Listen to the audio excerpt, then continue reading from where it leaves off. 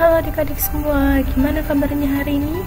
Hari ini kita akan belajar tema 5 pahlawanku, subtema 2 muatan pembelajaran ilmu pengetahuan alam. Pemantulan cahaya. Tahukah kalian bahwa jika di tempat gelap kita tidak dapat melihat keadaan sekitar? Kita bisa melihat keadaan sekeliling karena adanya cahaya atau lebih tepatnya pantulan cahaya. Ada yang tahu apa itu pantulan cahaya? Pemantulan cahaya atau refleksi adalah cahaya yang memantul ketika mengenai sesuatu. Saat mengenai benda bening seperti kaca, plastik, dan lain-lain, maka cahaya yang menembus benda bening tersebut, cahaya dapat menembus dan diteruskan. Namun, jika cahaya mengenai benda gelap, maka cahaya akan dipantulkan kembali. Pantulan cahaya dari suatu benda masuk ke dalam mata sehingga kita dapat melihat benda tersebut. Macam-macam pemantulan cahaya. Yang pertama, pemantulan cahaya teratur, dan yang kedua, pemantulan cahaya tidak teratur. Yang pertama, pemantulan cahaya teratur. Pemantulan cahaya teratur terjadi ketika cahaya mengenai benda yang memiliki permukaan rata. Contohnya saat kita bercermin. Nah, yang kedua pada permukaan air yang tenang.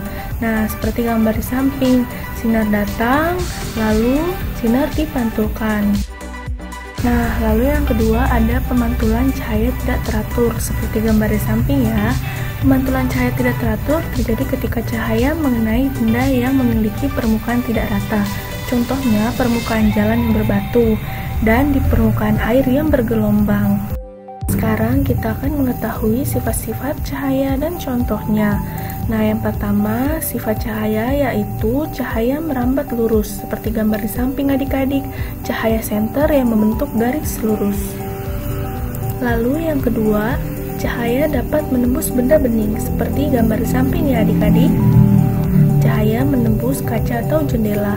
Lalu selanjutnya, cahaya dapat dibiaskan. Nah, ini contohnya seperti gelas yang berisi air, pensil terlihat patah. Lalu selanjutnya cahaya dapat dipantulkan. Nah, contohnya saat kita bercermin di kaca.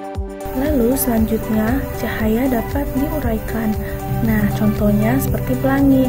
Pelangi terjadi karena air hujan yang terkena sinar matahari. Sekarang kita akan belajar tentang alat optik ya adik-adik. Apa itu alat optik? Alat optik adalah alat-alat yang memanfaatkan sifat-sifat cahaya.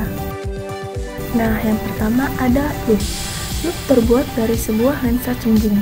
Lup dapat membantu kita melihat benda-benda berukuran kecil seperti tulisan di buku. Akan tetapi, perbesaran yang dilakukan lup terbatas. Dalam memperbesar suatu benda, lup menerapkan salah satu sifat cahaya, yaitu dapat dibiaskan. Nah, benda yang dilihat dengan bantuan lup akan tampak lebih besar. Lalu yang kedua, kacamata.